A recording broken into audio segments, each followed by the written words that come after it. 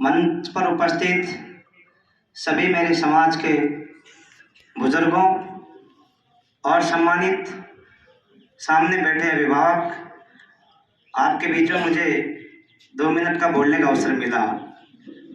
अभी विवाह सम्मेलन हुआ था तो उसमें ये मैसेज हुआ कि 25 तारीख को कर्मचारियों का जो चयन हुआ है उनका सम्मान समारोह है। क्योंकि मैं खुद भी बैराउंडा से आता हूँ, गोपाल सैनी मेरा नाम है। मैं एक शिक्षक के पद पर वर्तमान में कार्यरत हूँ गीचगढ़ में। तो मुझे ये सौभाग्य मिला कि मैं भी उस छात्रावास में जाऊंगा जहां पर मेरे समाज के पुरोधा ने मिलजुल करके एक महान बिल्डिंग बनाई है, जिसके अंतर्गत 80 बालकों में से 15 हमारे भैया बहन चयनित हुए हैं और 15 में से 10 ऐसे भैया बहन हैं जो आप बता रहे हैं कि राजपत्रित अधिकारी गजेटेड ऑफिसर पर गए हैं। मैं उनको और उनके परिवार को बहुत बहुत बधाई शुभकामना देता हूं। और इतने बड़े इस कार्यक्रम को करने वाले हमारे समाज के वरिष्ठ आप सभी अध्यक्ष महोदय, सचिव महोदय जो हमारे मंच पर विराजमान हैं, हमारे कर्मचारी संघ के अध्यक्ष महोदय भी विराजमान हैं, आप सभी का मैं हार्दिक अभिनंदन करता हूं।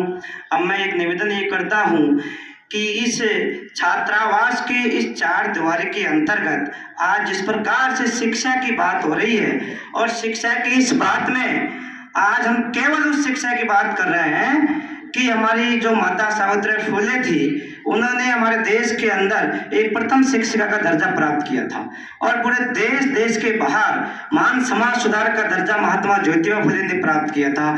और महात्मा ज्योतिबा फुले को पता नहीं कितने ही विद्वानों ने अपना गुरु माना है। और जिस प्रकार से आज हम उस शिक्षा के तहत यहाँ बात कर रहे हैं, मैं इस शिक्षा की नींव को आप मंच के माध्यम से उन गांव तक भी ले जाने की बात रखना चाहता हूँ। क्योंकि उन गांव के बच्चे भी अगर वहां से निकल के यहाँ पढ़ रहे हैं और इस छात्रावास में विभिन्न जो सुविधाओं के तौर पर हमारे पंकज भाई ने बताया कि विभिन्न प्रकार की सुविधाएं हैं, लाइब्रेरी की सुविधा है, तो ये सुविधाएं भी हमारे गांव में उपलब्ध होनी चाहिए। लेकिन मानव आज आप इस मंच पर सभी शिक्षा की बात करते हैं, लेकिन दुख एक जगह जाकर के होता है कि अपन उस शिक्षा की बात को करते हैं लेकिन उन गांव में जाकर के शिक्षा की बात को भूल जाते हैं। ऐसा क्यों है? ये मंच के माध्यम से और आपके माध्यम से कहना चाहूंगा। मैं सब कहता हूं, थोड़ा सा मुझे कहने में झिझक भी लगती है कि मुझे कहीं कोई डांट नहीं दे। क्योंकि गांव में क्या होता है कि शिक्षा की बातें कम होती है, वहां पर तो ऐसे कार्यक्रमों की बात की जाती है कि जहां पर व्यर्थ पैसा खर्च किया जाता है। मैं जिस दिशा में बात कर रहा हूं, मैं समझता हूं कि आप मेरी भावनाओं को समझ रहे होंगे कि 20-20 लाख 15-15 लाख का व्यर्थ बर्बादी का पैसा खर्च कर देते हैं।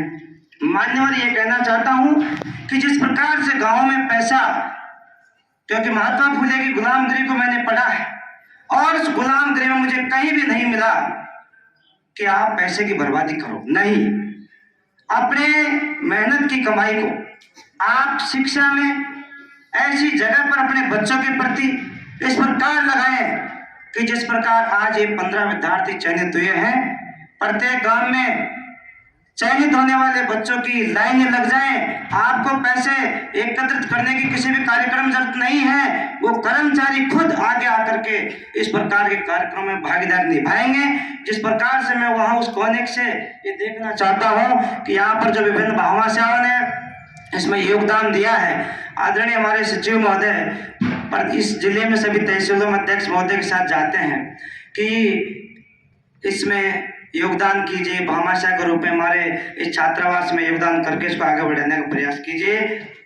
क्योंकि मैं भी अभी गांव में प्रयास कर रहा हूं कि मेरे गांव में या जहां पर 10,000 की आबादी है, वहां पर मैं तहे दिल से मंच के माध्यम से भी जगह जगह सामूहिक मीटिंग में जाकर ये कहता हूं कि हमें इस समय सबसे सख्त जरूरत है शिक्षा की। शिक्षा ही वो जीवन है, इसके बिना कुछ भी संभव नहीं है। गाँव वासियों से आपके माध्यम से भी यही मेरी अपील है कि सभी जगह पर शिक्षा की बातें रखें। गाँव वासियों के भी माध्यम से गाँव में लाइब्रेरी की बात रखें, क्योंकि लाइब्रेरी के माध्यम से बच्चे निकलेंगे तो हमारा नाम रोशन होगा। मैं मुझे 2 मिनट का समय मिला और मैंने आप सबके माध्यम से मेरा वक्तव्य पेश किया।